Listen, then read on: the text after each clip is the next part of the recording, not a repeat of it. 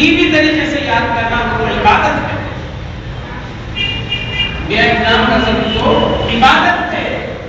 اب دیکھیے ہمارے اندر جو گڑبڑ ہے، عبادت کے مفہوم کو ہم نے صرف نماز کے ساتھ خاص کرتے ہیں. یہ غلط بات ہے. عبادت صرف نماز نہیں ہے. عبادت بہت سی چیزیں ہیں. دو دوست آپس میں بچھڑے ہوئے ہیں، آپ ان کے درمیان باہمی محبت پیدا کر رہے ہیں اور اس کے لیے جھوٹ کا بھی سہارا لے رہے ہیں، تب بھی یہ عبادت ہے. یعنی دو دلوں کو جوڑنا، یعنی آپ اس کے پاس گئے کہ بولے کہ دل بہت تعریف کرتا ہے، کبھی دل خلاف میں کوئی کام نہیں کرتا، اور ایسی بات آتی ہے اس کے سامنے، جبکہ نہ اس نے کوئی ایسی بات کہی نہ اس نے کوئی ایسی بات کہی. صرف آپ دو آدمیوں کو ملانے کے خاطر جھوٹ کا بھی اگر سہارا لیتے ہیں تاکہ یہ دونوں مل جائیں، باہمی اتفاق و اتحاد پیدا ہو جائے، تب بھی وہ اللہ کے پاس گناہ نہیں، وہ بھی عبادت ہے. راستہ چل رہے ہیں، اگر راستے کا حق ادا کر رہے ہیں، راستے کا حق یہ ہے کہ تکلیف دہ چیز کو دور کرنا، نگاہیں نیچی رکھ کے آپ جا رہے ہیں اور کوئی غیر غلط کام نہیں کر رہے ہیں، تو بس یہ بھی عبادت ہے. عبادت کے بے شمار قسمیں ہیں اور ہم اپنے چھوٹی سی معلومات کی بنیاد پر عبادت کے مفہوم جو کہ اتنا بڑا تھا اس کو بہت سے چھوٹا کر دیا، 2 رکعت کے ساتھ خاص کر دیا. اسی لیے سارے پریشانیاں ہو. والدین کو حسن محبت سے، پیار کی نظر سے دیکھنا بھی پڑتا. حقوق کی ادائیگی جو ہم آپ سے وابستہ ہیں، چاہے وہ بیوی کا ہو، والدین کا ہو، بھائیوں کا ہو، بہنوں کا ہو، یہ بھی بات ہے. اگر صرف عبادت کے اس بڑے مفہوم کو ہم نماز کے ساتھ خاص کر دیں گے تو بہت سی چیزیں ہیں جو اسلام سے نکل جائیں. بیمار کی عیادت کرنا بھی عبادت ہے، جنازے میں شریک ہونا بھی عبادت ہے. کتنی کچھ نہیں ہے اور ہم نے کیا کر دیا ہے، اس کو چھوٹا کرتے کرتے کرتے مسجد کے ساتھ اور 2 رکعت کے ساتھ خیر کر دیا. اسی لیے لوگ سمجھنے نہیں ہے. وجہ یہ ہے کہ ایک بڑی چیز کو ہم نے پوزے میں سمو دیا کہ عبادت کے تصور کے ساتھ ہی آدمی کے پاس یہ آتا ہے مسجد اور جانا، نماز پڑھنی. یہ بالکل غلط ہے. عبادت کا مفہوم بہت بڑا ہے. اللہ نے قرآن مجید میں فرمایا وَمَا خَلَقْتُ الْجِنَّ وَالْإِنسَ إِلَّا لِيَعْبُدُونِ. میں نے سارے انسانوں کو اور سارے جنات کو صرف عبادت کے لیے پیدا کیا. تو کیا وہ عبادت صرف نماز ہے؟ یہی عقیدہ اولیاء کرام کا. انہوں نے اس بڑے مفہوم کو بڑا ہی رکھا، اس کو چھوٹا نہیں جانا. آپ کو معلوم ہے اصحاب کہف، ان کے بارے میں یہ خیال ہے کہ یہ اللہ کے خاص بندے ہیں. یہ نبی نہیں ہے، یہ رسول نہیں ہے، کسی امت کی طرف انہیں بھیجا بھی نہیں گیا. اور اللہ نے ان کا مکمل تذکرہ قریب زائد از 1 رکوع میں، سورہ کہف کے 1 رکوع سے زائد مرتبہ ان کا ذکر ہے. اللہ کی کتاب کو کیا ضرورت تھی کہ، اور یہ واقعہ کب کا ہے؟ حضور پاک صلی اللہ علیہ وسلم سے سالوں پہلے، بہت سالوں پہلے کا. کیا ضرورت تھی اس واقعے کو قرآن بیان کرنے کی؟ یہ بیان کر کے یہ چاہتا ہے قرآن بھی کہ بنی کی زندگی گزر جائے، اتنے بھی سال ہو جائیں، اگر کوئی ان کا چاہنے والا ان کا ذکر کرتا ہے تو گویا اللہ کے تجربے کو دیکھیے. آپ اندازہ کریں قرآن مجید کس پہ نازل ہوا؟ بولیے حضور اکرم صلی اللہ علیہ وسلم. تو اس میں کیا ہونی چاہیے؟ حضور اکرم صلی اللہ علیہ وسلم کی زندگی اور آپ کے اطراف کی زندگی ہونی چاہیے. وہ حضرت مریم کے واقعے کو بیان کرنے کی کیا ضرورت ہے؟ اصحاب کہف جن کے بارے میں خود نبی کریم صلی اللہ علیہ وسلم کو اللہ تعالیٰ نے فرمایا کہ اگر آپ ان کے حالات سے باخبر ہو جائیں گے تو الٹے پیر واپس ہو جائیں گے. ایسے عجیب و غریب حالات. ان کے زمانے میں ایک ظالم بادشاہ تھا، انتہائی ظلم کرنے والا. تو اس کے ظلم سے نجات کے لیے، اس کے ظلم سے چھٹکارا پانے کے لیے یہ 9 لوگ ایک روایت کے مطابق 3 4 5 8، کیونکہ اللہ نے وضاحت کے ساتھ نہیں، مختصر اور الگ الگ الفاظ میں بیان کرتا ہے۔ بعض کہتے ہیں کہ 3 وہ ہیں، بعض کہتے ہیں کہ 4 وہ ہیں، بعض کہتے ہیں کہ 5 ہیں، بعض کہتے ہیں کہ 7۔ بہرحال کتنے بھی 10 سے کم، اتنا ذہن میں رکھیں، 10 سے کم۔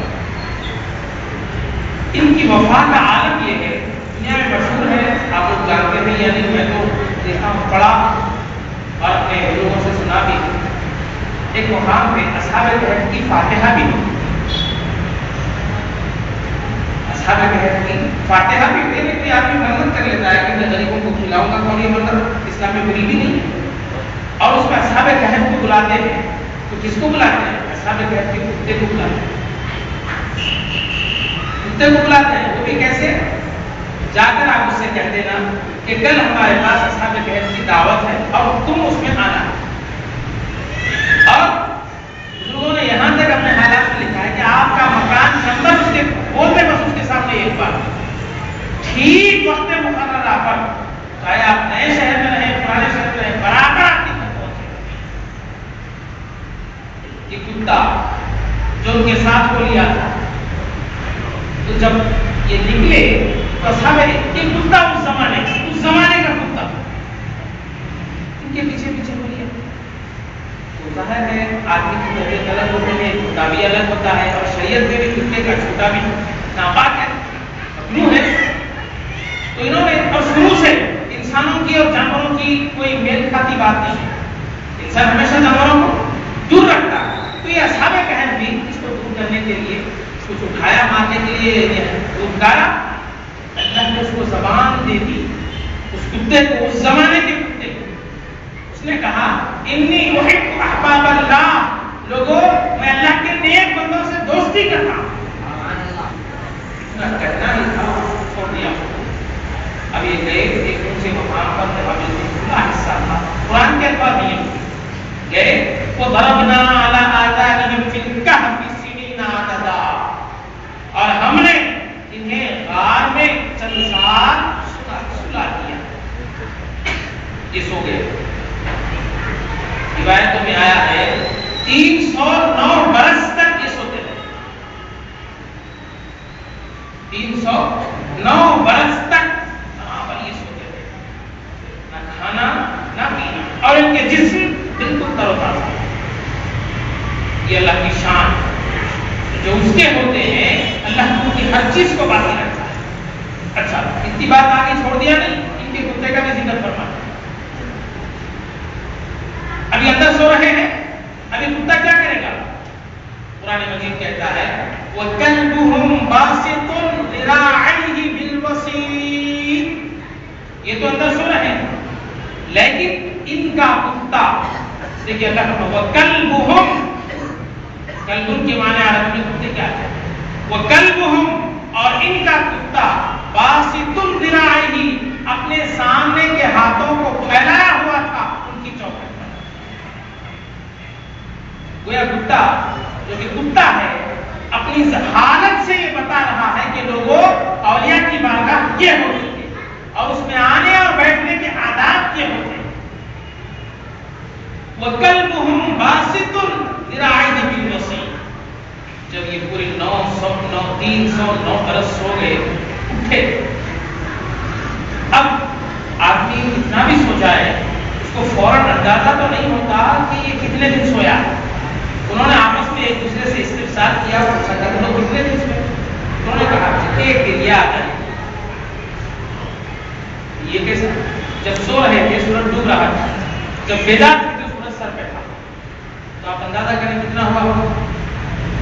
ڈوب رہے تھے، اٹھے تو سر پہ سورج تھا، تو سمجھا کہ آدھا دن گزرا ہوگا، ایک دن گزرا ہوگا۔ یہ تو 309 برس کی بات ہے۔ پوری دنیا جب سے قائم ہوئی ہے، اللہ قیامت کے دن تمام دنیا والوں سے پوچھے گا کب لابث تم، دنیا میں کتنے دن رہے؟ سب کہیں گے ایک دن یا آدھا دن۔ تو اتنا لمبا، موت کے وقت ہر آدمی جب اس کی موت اس پر آن پہنچتی ہے تو وہ حالات کو سامنے رکھ کر ایسے دیکھتا ہے کہ سورج ڈوب رہا ہے۔ جب میدان تو اس منظر کو دیکھ کر وہ کہے گا کہ ایک دن کیا، تو انہوں نے بھی کہا جب اس نہ کچھ دن ایک دن یا آدھا دن ہے. اب چونکہ تقاضا ہوا بھوک کا، تو انہوں نے دیکھا کہ ان کے ناخن اور بال بڑے تھے، بہت زیادہ بڑے. خیر اس جانب کوئی توجہ نہیں تھی.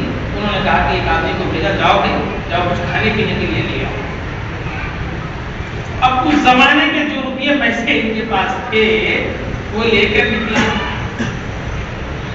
بازار میں.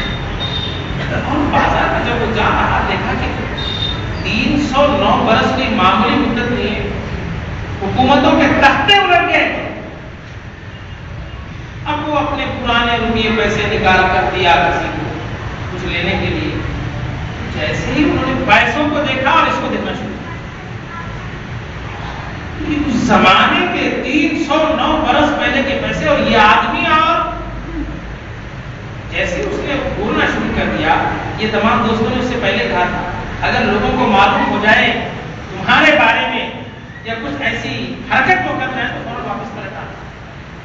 جیسے دیکھا کہ اس کو نیچے سے اوپر تک بول رہا ہے اور پیسوں کو دیکھ رہا ہے، اس لیے سمجھ گیا بات گڑبڑ ہونے والی، فوراً واپس پلٹ آنا. نہیں اللہ تبارک و تعالیٰ یہ بتانا چاہتے ہیں اس میں دو باتیں. یہ تو یہ نیک اور صالح بندوں کا تذکرہ ان کی پوری شان کے ساتھ قرآن مجید میں اللہ نے بیان کیا. نہ صرف یہ بلکہ جو ان کی صحبت اختیار کرتے ہیں ان کا بھی ذکر فرمایا، چاہے وہ کتے ہوں یا انسان. چاہے وہ کتے ہوں، کتے ہیں تو ان کا ذکر فرمایا، اگر انسان ہو تو کیا عالم.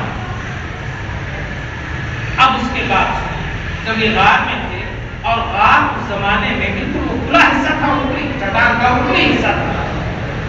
ظاہر روزانہ سورج نکلتا ہوگا اور یہ سو رہے ہیں، بھلا کیا گرمی میں کوئی سو سکتا ہے؟ وہ بھی اوپری منزل پر ہو تو سورج کی حرارت اور تمازن کچھ تیز ہوتی ہے بنسبت نیچے کی. اور اللہ کہتا ہے کہ ہم نے 309 برس ان کو سلایا اور ظاہری حالات یہ کہ سورج نکل رہا ہے، روزانہ ڈوب رہا ہے. تو کیا عالم ہوگا؟ دیکھیے اس کو بھی قرآن مجید فرماتا ہے اے حبیب صلی اللہ علیہ وسلم، آپ اگر اصحاب کہف کے واقعے کو پڑھیں گے تو آپ کو معلوم ہوگا کہ بالکل کھلی زمین میں سوئے ہوئے تھے اوپری حصے پر، اور ہم نے سورج کو جب نکالنا ہوتا اور ڈوبنا ہوتا تو تھوڑا ان سے ہٹا کر نکالتا اور ڈوبا دیتا. وَتَرَى الشَّمْسَ إِذَا طَلَعَتْ تَزَاوَرُ عَنْ كَهْفِهِمْ وَإِذَا غَرَبَتْ تَقْرِضُهُمْ ذَاتَ الشِّمَالِ وَهُمْ فِي فَجْوَةٍ مِّنْهُ. ہم جب نکالتے سورج کو اس کے پورے نظام کو درہم برہم کر دیتے اور اس سے کہتے خبردار میرے بندوں پر تیری تمازت اور تیری حرارت کی ایک کرن نہ پڑے. تو سورج تھوڑا ہٹ کی کوئی واقعہ نہیں ہے، قرآن میں اصحاب کہف کے واقعے میں 15ویں پارے میں اللہ نے تفصیل سے بیان کیا. وَتَرَى الشَّمْسَ، آپ دیکھیں گے سورج کو، تقرضهم ذات الشِّمَالِ طلعت، جب وہ نکلتا تھا طلوع ہوتا تھا تھوڑا سا ہٹ کے نکلتا تھا. وَإِذَا غَرَبَتْ، جب ڈوبتا تھا تقرضهم ذات الشِّمَالِ، تھوڑا بائیں جانب ہٹ کے نکلتا. کیوں اتنا اہتمام کیوں ان کو؟ کیا کوئی اللہ کے رسول اور پیغمبر تھے؟ کیا انہوں نے ایسا کوئی کام کیا؟ صرف یہ کیا تھا کہ اللہ کے خاص بندے ہو گئے تھے، اپنے ظاہر اور باطن کو سنبھال. نہ ہی کوئی جنگ میں گئے، نہ ہی بادشاہ کے خلاف میں محاذ آرائی کی، روبرو ٹھہرے اور حق بات اس کے سامنے کی. بس جب دیکھا کہ ظلم حد سے زیادہ بڑھ گیا ہے اور ان کی کوئی سننے والا نہیں ہے تو بس وہ آگے بڑھا. اب اختتام کی طرف آئی. نبی کریم صلی اللہ علیہ وسلم کا زمانہ، آپ صلی اللہ علیہ وسلم امور غیبیہ یعنی غیب کی باتیں بتاتے تھے جس سے کفار کو اعتراض تھا ہی نہیں، اور آج کے مسلمان کو اس کا اعتراض ہے. دیکھیے ابو جہل آیا، ایک میں بات کر کے آگے بڑھ جاتا ہوں. ابو جہل آیا، آ کر کہنے لگا کہ اے محمد صلی اللہ علیہ وسلم، بولو تم اللہ کے نبی ہیں؟ تو آپ صلی اللہ علیہ وسلم نے ہاں، اور اس کو بھی معلوم تھا نبی کا مطلب. نبی کا مطلب غیب جاننے والا. تو کہا چاند کو دودھ پڑے تو اس کا عقیدہ دیکھیے پہلے. اس نے یہ نہیں کہا کیسے نبی ہو سکتے ہو تم تو ہماری طرح کھاتے پیتے ہو، یہ نہیں کہا، بلکہ صرف اتنا پوچھا. اور جب آپ نے ہاں میں جواب دیا تو فرمایا ٹھیک ہے چاند کو دودھ پڑے کرو. یعنی حضور اکرم صلی اللہ علیہ وسلم کی طاقت غیبیہ کا وہ خود بھی قائل تھا، وہ خود بھی مانتا تھا. اور نبی کریم صلی اللہ علیہ وسلم کے زمانے میں کچھ لوگ آئے، آ کر کہنے لگے یا رسول اللہ صلی اللہ علیہ وسلم آپ تو غیب کی خبریں بتاتے ہیں، نبی ہیں، ذرا یہ تو بتائیے اصحاب کہف کتنے تھے؟ کیوں؟ وہ لوگ بھی یہ جانتے تھے یہ وہ زمانہ ہے جس میں محمد صلی اللہ علیہ وسلم ظاہر نہیں ہوئے، بہت پہلے کی بات ہے، یہ آپ بتائیے کہ وہ کتنے تھے؟ تو آپ صلی اللہ علیہ وسلم نے کہا وہی کا انتظار کیا، وہی نہیں ہے تو فرمایا کل اس کے بارے میں تفصیل سے بتا. اور اس وقت آپ صلی اللہ علیہ وسلم نے انشاءاللہ میں یہ کہا تھا. تو اللہ تبارک و تعالیٰ بطور آپ صلی اللہ علیہ وسلم کو تعلیم کے فرمایا کہ محمد تم مقام نبوت و رسالت پر ہے، تمہارا ہر کام اللہ کی ذات سے وابستہ ہونا چاہیے. کیوں تمہیں نام نبی کی طرح انشاءاللہ نہیں کہا بلکہ تم یہ کہنا چاہیے. دوسرے دن کبھی آئی پوری تفصیل کے ساتھ سورہ کہف، ان کی تعداد، ان کے واقعات جب لائے. دوسرے دن وہ لوگ آئے، آپ صلی اللہ علیہ وسلم نے بیان فرمایا کہ دیکھیے ان کے بارے میں 3 باتیں اللہ تبارک و تعالیٰ نے مجھے بتائی کہ 3 وہ تھے، چوتھا ان کا کتا. ہر جگہ ذکر کروایا. پھر فرمایا 4 وہ تھے، 5واں ان کا کتا، اور 7 وہ تھے، 8واں ان کا کتا. بس اس تفصیل سے آگے نہ بڑھے، بس اتنی ہی بات ہے. اب دیکھیے روایات میں آیا ہے بروز قیامت اللہ تبارک و تعالیٰ. اب دنیا میں فائدہ یہ ہے اگر کتا کسی کے ساتھ دوستی کر لے تو اس کا چھوٹا بالکل شریعت میں ناجائز کوئی استعمال نہیں کر سکتا، لیکن وہ کتا جو سکھایا گیا ہے، جس کو تربیت دی گئی ہے، وہ کتا نے اگر کسی کا شکار کر کے لائے تب بھی وہ بالکل حلال حرام نہیں لیتا. یعنی اس میں جو حرام جزئیت تھی تعلیم کی وجہ سے، صحبت کی وجہ سے ختم کر دی گئی. تو آپ اندازہ کریں تعلیم و تربیت سے کتا نہیں بلکہ انسان جیسا ہو جاتا ہے. تو آپ اندازہ کریں اس کتے کے بارے میں روایت میں آیا ہے کہ یہ قیامت کے دن اللہ تبارک و تعالیٰ اس کو اصحاب کہف کے ساتھ انسانی شکل و صورت عطا فرما کے جنت عطا کرتا ہے. اولیاء کرام کا تذکرہ یہ اللہ تبارک و تعالیٰ کی عادت رہی ہے. اس سے پہلے بھی عرض کیا 1000 آیتوں کو ہٹا دیں تو اس کے بعد دیکھیں قرآن مجید میں بچتا کیا ہے. 1000 آیتیں وہ ہیں جو نماز، روزہ، زکات، حج، صدقات، زکات اس سے تعلق رکھتی ہیں. اس کو ہٹا دیں اس کے بعد دیکھیں کہ قرآن مجید میں بچتا کیا ہے. ارے کیا بچتا ہے؟ بس حضور پاک صلی اللہ علیہ وسلم اور آپ کے چاہنے والے اور اس کے بعد کی جو نسلیں ہیں جن کو آپ اور ہم اولیاء اللہ کے نام سے جانتے ہیں، انہی کا تذکرہ ہے، انہی کے کلام. اس کے سوا قرآن مجید میں ہے کچھ نہیں. اب یہ ہے کہ ہم نے اپنے معلومات کی بنیاد پر یہ کہا کہ بس یہ چیزیں بنیادی ہیں. یقیناً اس کا انکار نہیں ہے، لیکن قرآن مجید نے جس تفصیل کے ساتھ بیان فرمایا ہے اس کو دور کرنے کا اس وقت کو تم کو بھی کوئی حق و اختیار نہیں. اگر تم نہیں بیان کر سکتے، جو بیان کر رہا ہے اس کو روک بھی نہیں سکتے. تمہارے معلومات کی حد تو اتنی ہے کہ تمہیں نماز روزے سے آگے کچھ سمجھ میں نہیں آتا. اب آتا بھی ہے تو اولیاء اور انبیاء کی شان میں گستاخیاں تو اپنے نزدیک رکھیے، بھلا ان کو دوسروں تک کیوں پھیلائیں. قرآن مزاج اسلام یہ نہیں ہے. آپ صلی اللہ علیہ وسلم چاہتے تو بیان فرما سکتے تھے، لوگوں کیا سوال مجھ سے کرتے ہو، اصحاب کہف کے بارے میں پوچھتے ہو جبکہ میں تمہارے درمیان جلوہ افروز ہوں، اب جو کچھ بھی پوچھنا ہے میرے بارے میں پوچھو، یہ بھی کہہ سکتے تھے آپ صلی اللہ علیہ وسلم.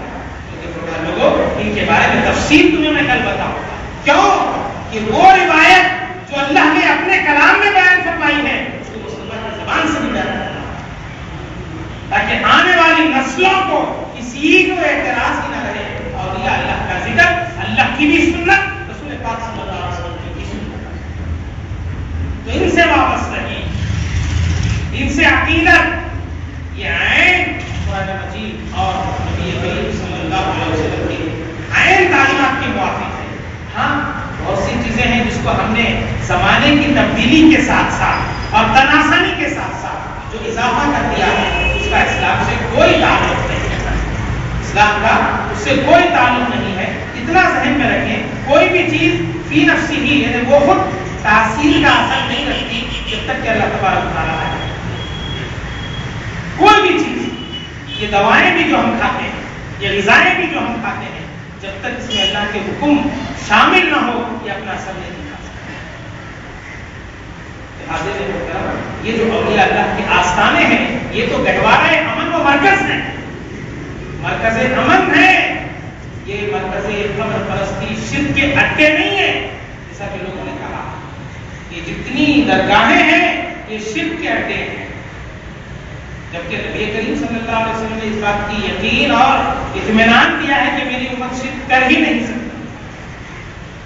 انہوں نے فرمایا لا تجتمع امتی علی الضلالہ، میری امت گمراہی پر جمع ہو ہی نہیں سکتی۔